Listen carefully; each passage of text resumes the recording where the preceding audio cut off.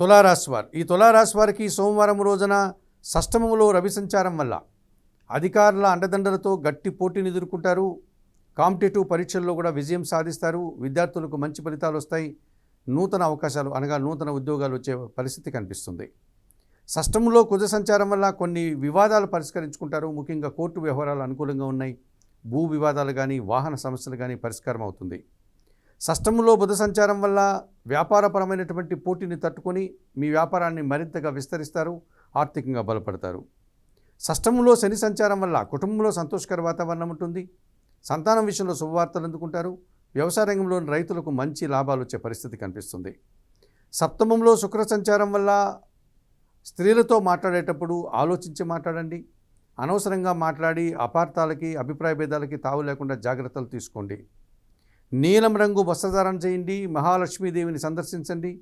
కనకధార స్తోత్రం చదువుకోండి. అలసందలు అనగా బొబ్బర్లను పేదవారికి రోజు దానం చేయడం వల్ల సంతోషంగా ప్రశాంతంగా ఉంటారు.